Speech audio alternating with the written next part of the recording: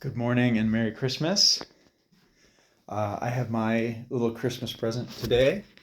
It's just a rental, but we're going to unbox my oxygen deprivation tank. So why do we need an oxygen deprivation tank? We need oxygen deprivation tanks to simulate climbing mountains. So I kind of know what's in this box because I used this for Everest 2-3 years back. And now, as I'm training for Aconcagua, I'm not going to do it as much, but I'm going to deprive myself of oxygen for 8 hours each night for the next month.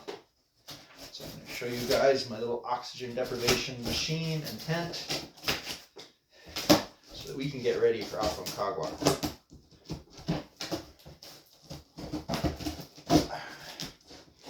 So at sea level, we have about 21% oxygen. And when you get to the top of Everest, you get down to about 7%. So it's about a third the level of oxygen. These are all my instructions from Hypoxico. They're the people who are going to be stealing my oxygen every night. All right. We don't have any ski trips planned this year, which is good. So here's the tent. I'll show you guys that in a bit. Here is the machine. One arm. A heavy guy.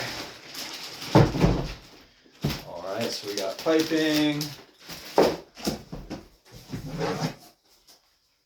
So this is my little pulse oximeter. So every night I'm going to check my blood oxygen content.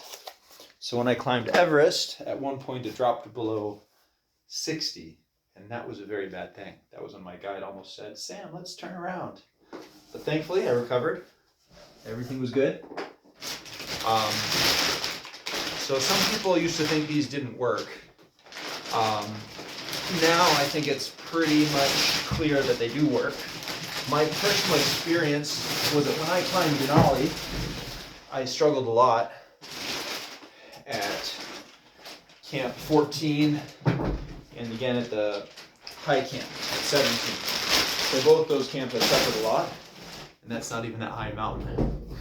But when I used this before climbing Everest, I showed up to Nepal and we did an acclimatization climb where we climbed Mira Peak, which is even taller than Denali. And so within 7 days of landing in Nepal, I climbed up to 6,400 meters, which is again quite a bit taller than Denali. So I think it worked.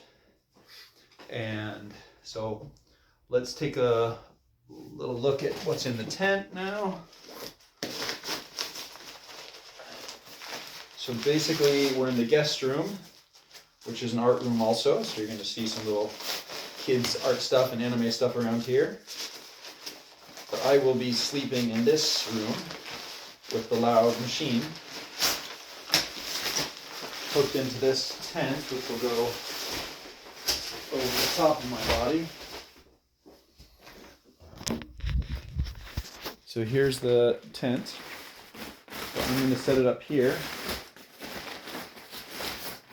And there's like this weighted thing. So that's what my body will be under. We'll put up the tent poles and the machine will suck all the oxygen out.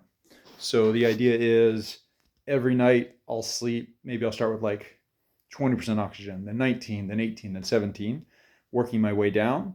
And occasionally if I have too bad a reaction, I can go back up. So there's a guy at Furtenbach who is going to be tracking my body response. So I'll take my heart rate and SpO2 before I go in the tent. And then I'll take my heart rate and SpO2 again when I wake up in the morning before I get fresh oxygen, seeing how my body's responding to it. And we'll adjust from there.